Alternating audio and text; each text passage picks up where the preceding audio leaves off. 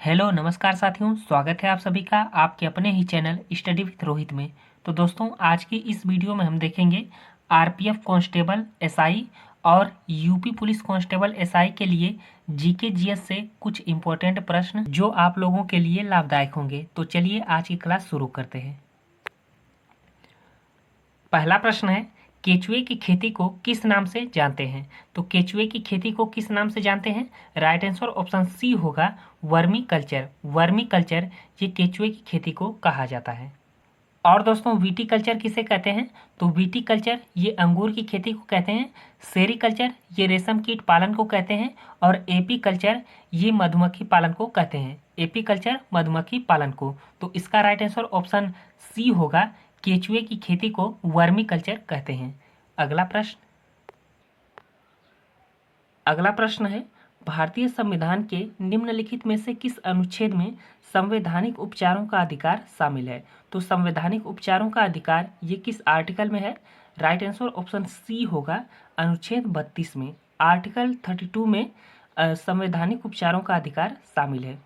और दोस्तों, अनुच्छेद 18 में क्या है? तो अनुच्छेद 18 में उपाधियों का अंत है। और अनुच्छेद 17 में अस्पृश्यता उन्मूलन से संबंधित है। और अनुच्छेद 29 अल्पसंख्यकों के हितों से संबंधित है। तो आप लोग इसे अच्छे से याद रखिएगा। तो इसका राइट आंसर ऑप्शन सी होगा, अनुच्छेद 32 ये संवैधानिक उपचारों का अधिकार से संबंधित है। अगला प्रश्न है, गौतम बुद्ध का जन्म कहाँ हुआ था? तो इसका राइट आंसर ऑप्शन बी होगा, लुम्बिनी में। लुम्बिनी नेपाल में गौतम बुद्ध का जन्म हुआ था। अगला प्रश्न है, दांडी मार्च कब शुरू किया गया था? तो इसका राइट आंसर ऑप्शन ए होगा, वर्ष 1930 में। वर्ष 1930 में दांडी मार्च की शुरुआत हुई थी। और किसने की थी? तो महात्मा गांधी ने। अगला प्रश्न है, अर्जुन पुरस्कार किस क्षेत्र में उत्कृष्ट प्रदर्शन के लिए प्रदान किया जाता है? तो अर्जुन पुरस्कार ये किस क्षेत्र में उत्कृष्ट प्रदर्शन के लिए प्रदान किया जाता है? राइट आंसर ऑप्शन सी होगा, खेल के क्षेत्र में अर्जुन पुरस्कार दिया जाता है। अगला प्रश्न है, शरीर की सबसे बड़ी अंतःस्रावी ग्रंथि कौन सी है? तो शरीर की सबसे बड़ी अंतःस्रावी ग्रंथि कौन सी है? राइट आंसर ऑप्शन बी होगा, थायराइड ग्रंथि। थायराइड ग्रंथि ये शरीर की सबसे बड़ी अंतःस्रावी ग्रंथि है। और दोस्तों, शरीर की सबसे छोटी ग्रंथि कौन सी है? तो पीयूष ग्रंथि। पीयूष ग्रंथि ये शरीर की सबसे छोटी ग्रंथि है। इसे मास्टर ग्रंथि भी कहते हैं। अगला प्रश्न है, इंसुलिन की खोज किसने की थी? तो इंसुलिन की खोज किसने की? राइट आंसर ऑप्शन सी होगा, बेटिंग व बेस्ट ने। बेटिंग व बेस्ट ने इंसुलिन की खोज की थी। और इंसुलिन को हार्मोन भी कहते हैं। इंसुलिन को हार्मोन भी कहते हैं। तो आप लोग इसे अच्छे से याद रखिएगा कि इंसुलिन को हार्मोन भी कहते हैं और इसकी खोज बेटिंग व बेस्ट ने की थी। अगला प्रश्न है, गाय को वेदों में क्या कहा जाता है? तो गाय को वेदों में किस नाम से जाना जाता है? राइट आंसर ऑप्शन बी होगा, अघन्या। अघन्या के नाम से गाय को वेदों में जाना जाता है। और अस्कनी किसे कहते हैं? तो अस्कनी वेदों में दोस्तों चेनाब नदी को कहते हैं। अस्कनी चेनाब नदी को वेदों में कहते हैं। और वितिस्ता ये झेलम नदी को कहते हैं। तो आप लोग इसे अच्छे से याद रखिएगा, वेरी वेरी इंपॉर्टेंट है। अगला प्रश्न है, राजतरंगिणी पुस्तक के लेखक डैश हैं? तो राजतरंगिणी पुस्तक के लेखक कौन है? राइट आंसर ऑप्शन सी होगा, कल्हण। कल्हण ये राजतरंगिणी पुस्तक के लेखक हैं। और दोस्तों, अश्वघोष के पुस्तक का क्या नाम है? तो अश्वघोष के पुस्तक का नाम बुद्धचरित है। और शूद्रक के पुस्तक का नाम मृच्छकटिकम है। और बाणभट्ट के पुस्तक का नाम कादम्बरी है। तो आप लोग इसे भी अच्छे से याद रखिएगा। अगला प्रश्न है, भारतीय राष्ट्रीय कांग्रेस का हरिपुरा अधिवेशन किस वर्ष में हुआ था? तो हरिपुरा अधिवेशन ये किस वर्ष में हुआ था? राइट आंसर ऑप्शन सी होगा, वर्ष 1938 में। वर्ष 1938 में हरिपुरा अधिवेशन हुआ था। और इसकी अध्यक्षता किसने की थी? तो सुभाष चंद्र बोस ने। सुभाष चंद्र बोस ने कांग्रेस के हरिपुरा अधिवेशन की अध्यक्षता की थी। और यह कब हुआ था? वर्ष 1938 में।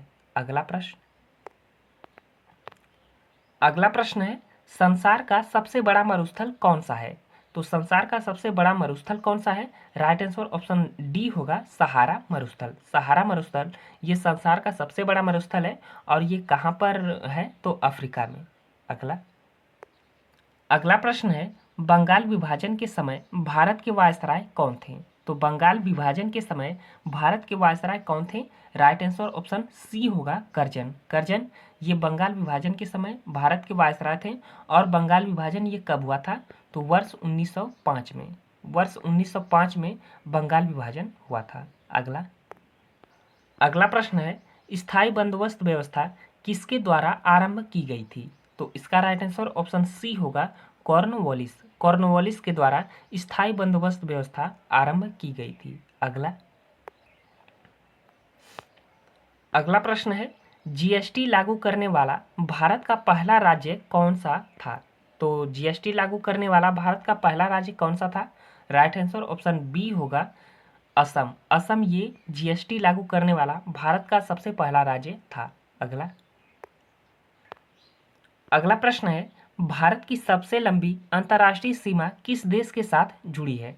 तो भारत की सबसे लंबी अंतर्राष्ट्रीय सीमा किस देश के साथ जुड़ी है? राइट आंसर ऑप्शन बी होगा बांग्लादेश। बांग्लादेश के साथ भारत की सबसे लंबी अंतर्राष्ट्रीय सीमा जुड़ी है।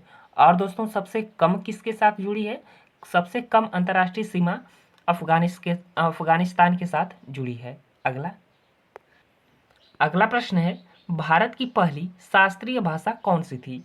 तो इसका राइट आंसर ऑप्शन सी होगा तमिल। तमिल ये भारत की सबसे पहली शास्त्रीय भाषा थी।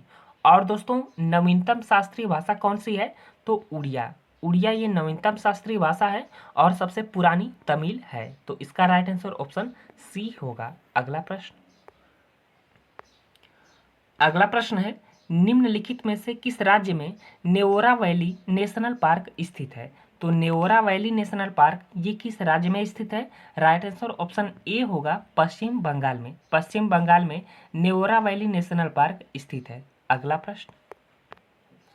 प्रश्न है, भीतरकनिका राष्ट्रीय उद्यान स्थित है। तो भीतरकनिका राष्ट्रीय उद्यान ये किस राज्य में स्थित है?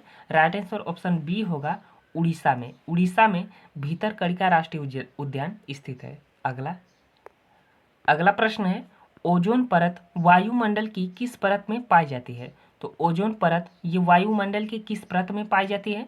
राइट आंसर ऑप्शन बी होगा समताप मंडल में। समताप मंडल में ओजोन परत पाई जाती है। अगला प्रश्न है, मानव शरीर का रक्त बैंक किसे कहते हैं? तो मानव शरीर का रक्त बैंक किसे कहते हैं?